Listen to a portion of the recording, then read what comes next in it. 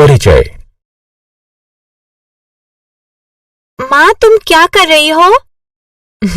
मैं तुम्हारी फ्रॉक पर एक प्रतिरूप की सिलाई कर रही हूँ। माँ, क्या तुम मेरी कुछ और फ्रॉकों पर इस तरह के प्रतिरूप की सिलाई कर सकती हो? क्यों नहीं, लेकिन मेरे पास उन प्रतिरूपों के लिए पर्याप्त बटन नहीं है।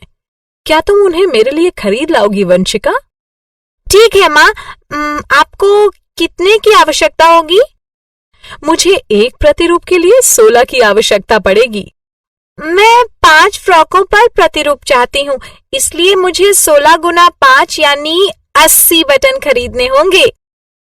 बिल्कुल ठीक वंशिका। बच्चों, इस पाठ में आप बीजगणित के बारे में सीखेंगे।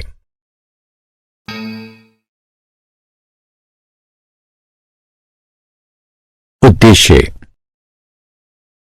इस पाठ के अंत में आप निम्न करने में सक्षम हो जाएंगे: बीजगणित को परिभाषित करना, चर राशि को परिभाषित करना, सामान्य अंकगणितीय गुणधर्मों को व्यक्त करने के लिए चर का उपयोग करना, ज्यामितीय अवधारणाओं को व्यक्त करने के लिए चर का उपयोग करना, वास्तविक जीवन की समस्याओं का अनुवाद बीजीय व्यंजकों में करना, बीजीय समीकरणों को हल करना।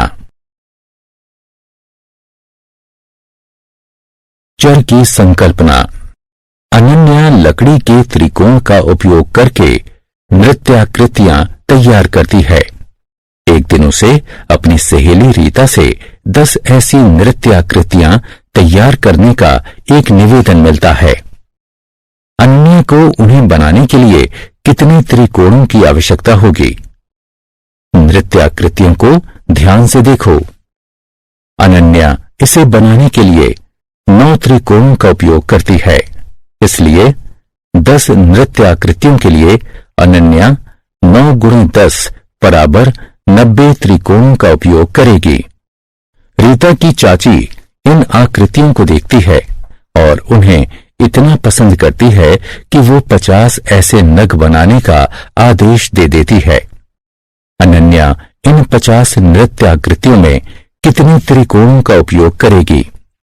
अनन्या एक आकृति में 9 त्रिकोणों का उपयोग करती है, इसलिए 50 आकृतियों में वो 9 गुणे 50 बराबर 450 त्रिकोण उपयोग करेगी। अनन्या 50 आकृतियों में 450 त्रिकोणों का उपयोग करेगी। एक एकल नृत्याकृति में अनन्या द्वारा उपयोग किए जाने वाले त्रिकोणों की संख्या स्थिर है, हालांकि उसके द्वारा उपयोग किए गए कुल त्रिकोणों की संख्या उसके द्वारा तैयार की गई नृत्याकृतियों की संख्या के आधार पर बदलती है। इसलिए हम निम्नलिखित व्याख्या द्वारा सामान्यीकरण कर सकते हैं। यदि अनन्या n नृत्याकृतियां तैयार करती है, तब उसे 9 गुणे n त्रिकोणों की आवश्यकता होगी।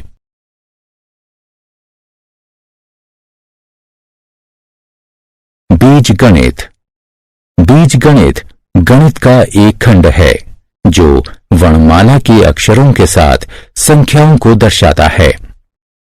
विभिन्न उत्तर प्राप्त करने के लिए अक्षरों को विभिन्न संख्याओं से बदला जाता है, इसलिए चूंकि अक्षर का संख्यात्मक मान घटता बढ़ता है, उन्हें चर कहा जाता है।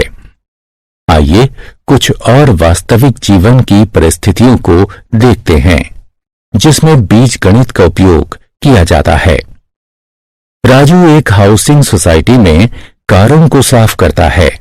वह प्रत्येक कार को साफ करने के 200 रुपए लेता है। राजू की कुल आय चर के रूप में व्यक्त कीजिए। राजू की कुल आय उसके द्वारा साफ की गई कारों पर निर्भर है। मान लीजिए कि वो n कारें साफ करता है। राजू द्वारा एक कार को साफ करने का मूल्य 200 रुपए है, तो राजू द्वारा n कारों को साफ करने का मूल्य 200 गुणा n रुपए होगा। अतः राजू की कुल आमदनी है 200 n रुपए। आइए एक और उदाहरण देखते हैं।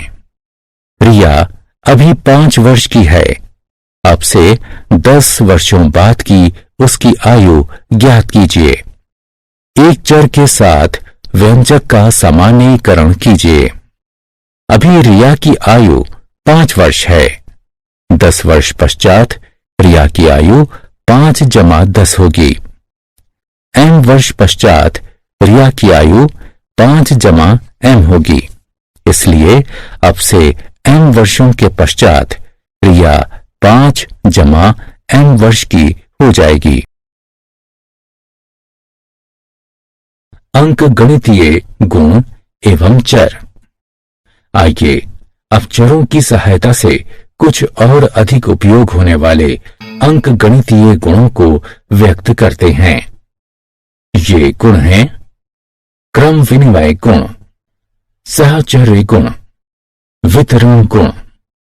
आइए प्रत्येक बिंदुओं को संक्षेप में देखते हैं।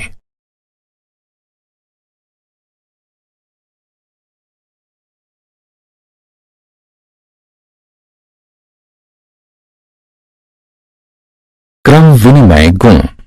दो संख्याओं का जोड़ और गुणा क्रम विनिमय होता है। दूसरे शब्दों में दो संख्याओं के जोड़ और गुणा के क्रम में बदलाव उनके योग और गुणन को प्रभावित नहीं करता है। 9 + 8 तथा 8 + 9 बराबर होता है 5 × 6 तथा 6 × 5 बराबर होता है। क्रम विनिमय गुण सभी संख्याओं के लिए सत्य है। अतः हम इसका चरों के साथ निम्न रूप से सामान्यीकरण कर सकते हैं। a + b बराबर b + a, a × b बराबर b × a।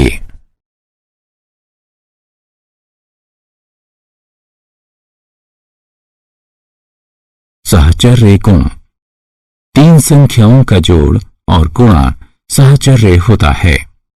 दूसरे शब्दों में तीन संख्याओं के जोड़ और गुणा के क्रम में बदलाव उनके योग और गुणन को प्रभावित नहीं करता है। कोष्ठक में 9 + 8 + 7 तथा 9 कोष्ठक में 8 + 7 बराबर हैं। कोष्ठक में 5 × 6 × 4 तथा 5 गुणा कोष्ठक में 6 × 4 भी बराबर हैं। सहचर्य गुणधर्म सभी संख्याओं के लिए सत्य है। अतः हम इसका चरों के साथ निम्न रूप से सामान्यीकरण कर सकते हैं। कोष्ठक में a + b + c बराबर है a + कोष्ठक में b + c बराबर है a × b × c बराबर है a × b × c बराबर है।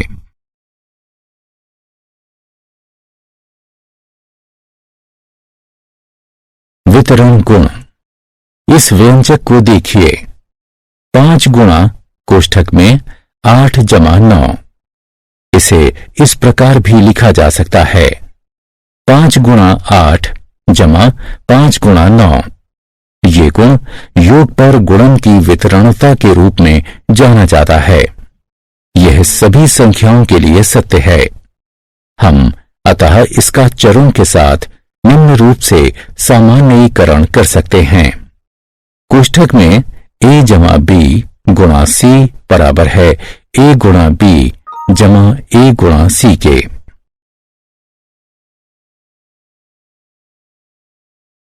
ज्यामितीय अवधारणाएं एवं चर। चर की अवधारणा ज्यामिति के लिए बढ़ाई जा सकती है।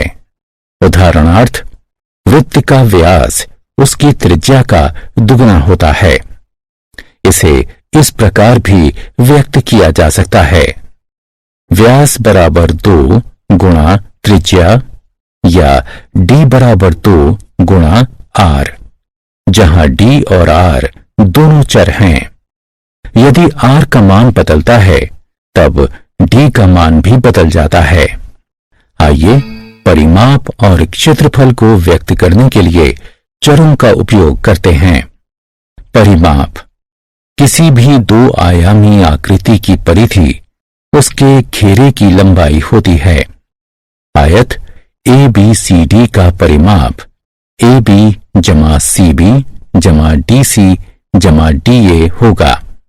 हम जानते हैं कि आयत की सम्मुख भुजाएं समान होती हैं, इसलिए लंबाई के लिए DC बराबर AB बराबर L और चौड़ाई के लिए DA बराबर CB बराबर B।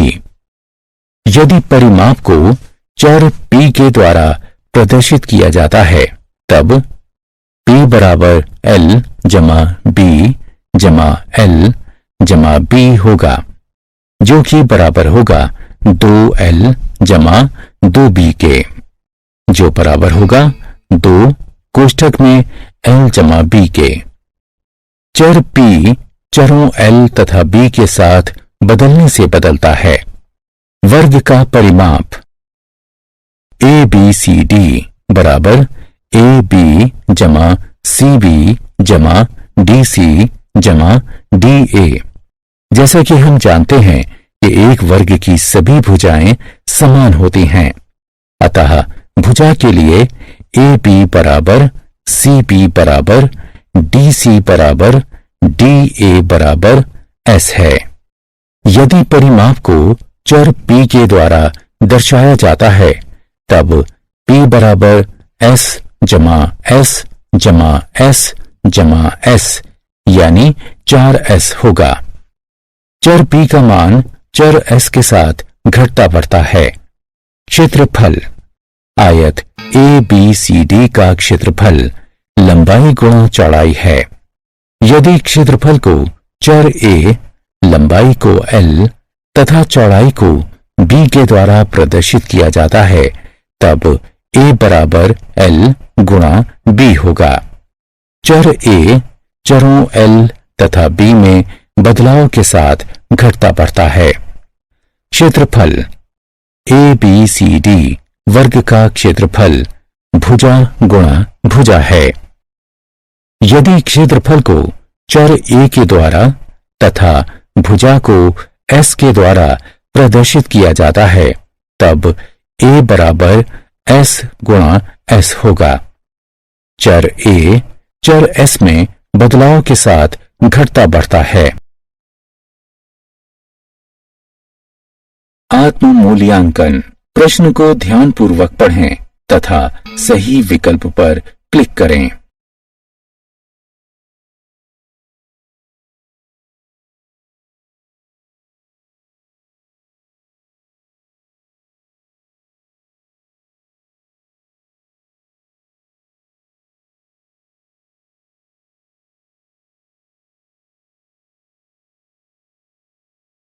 बहुत अच्छे।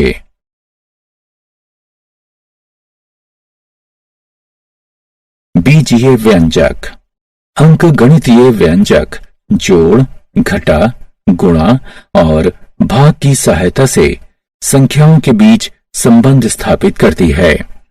यहां कुछ अंकगणितीय व्यंजक हैं। एक अंकगणितीय व्यंजक का परिणाम इसे हल करके निर्धारित किया जाता है। आइए इनमें से प्रत्येक अंकगणितीय अभिव्यक्ति को हल करते हैं।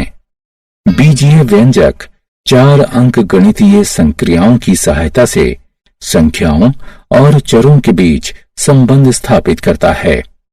यहां कुछ बीजीय व्यंजक हैं। एक बीजीय व्यंजक का परिणाम निर्धारित किया जा सकता है जब केवल व्यंजक में चर का मान ज्ञात हो। आइए हम चर के विशिष्ट मानों के लिए इनमें से प्रत्येक बीजीय व्यंजकों को हल करते हैं।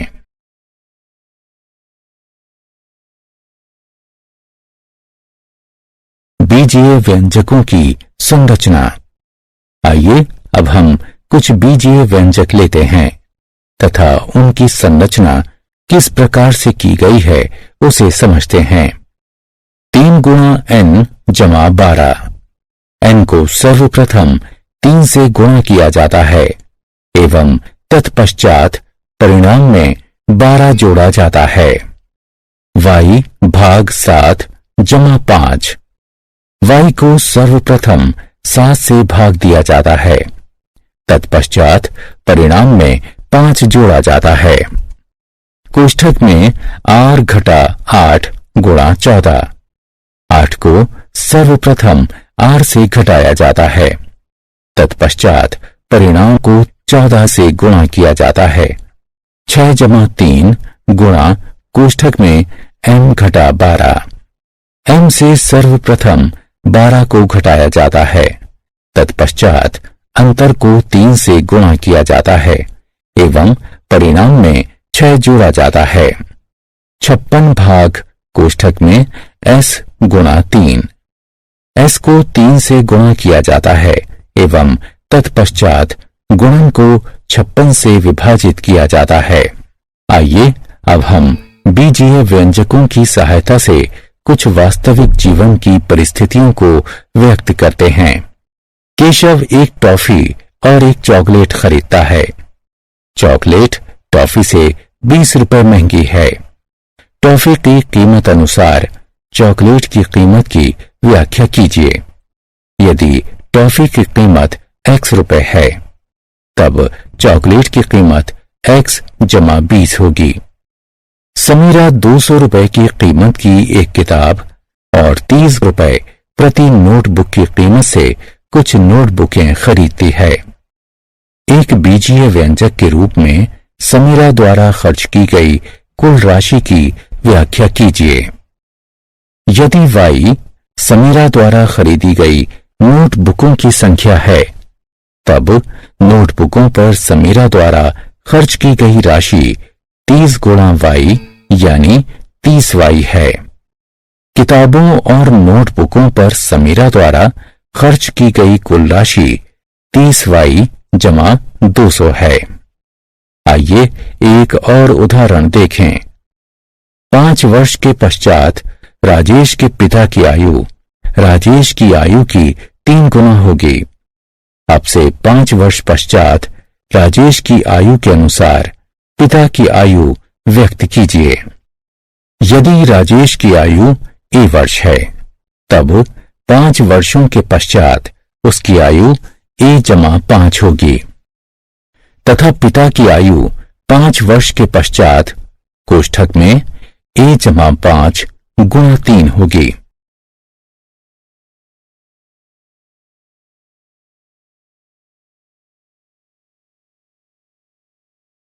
बीजीय समीकरण। आइए इस कथन पर विचार करते हैं। 4 घटा 3 बराबर 1। इसे गणितीय रूप में इस प्रकार से व्यक्त किया जा सकता है। इस तरह के गणितीय व्यंजक को अंकीय व्यंजक के रूप में भी जाना जाता है। अब गणितीय व्यंजक पर विचार करते हैं। t घटा 5 बराबर 2। ये गणितीय व्यंजक एक बीजीय समीकरण है। एक बीजीय समीकरण एक या एक से अधिक चरों का होता है। आइए अब हम समीकरण के 2 गुणधर्मों को देखते हैं। एक, किसी एक समीकरण के 2 पक्ष होते हैं, बायां पक्ष या LHS तथा दायां पक्ष या RHS। 2 बराबर का चिन्ह LHS एवं RHS को बराबर करता है। आइए अब हम सभी पुराने बीजीय व्यंजक को बीजीय समीकरणों के रूप में व्यक्त करते हैं। x जमा 20 बराबर 25। 30y जमा 200 बराबर 1100। कोष्ठक में a जमा 5 गुणा 3 बराबर 45। एक चर का वो मान जिसके लिए एक समीकरण संतुष्ट हो जाता है, उसका हल कहलाता है। आइए अब हम बीजीय व्यंजक के उदाहरण पर पुनर्विचार करते हैं। केशव एक टॉफी और एक चॉकलेट खरीदता है। चॉकलेट की कीमत टॉफी की कीमत से 20 रुपए अधिक है। यदि केशव द्वारा चॉकलेट पर 25 रुपए खर्च किए गए तो टॉफी की कीमत क्या है? एक बीजीय समीकरण बनाइए तथा इसका हल ज्ञात कीजिए। यदि टॉफी की कीमत x रुपए है तब चॉकलेट की कीमत x जमा 20 होगी, किंतु चॉकलेट की कीमत 25 रुपए दी गई है, इसलिए x जमा 20 बराबर 25 है।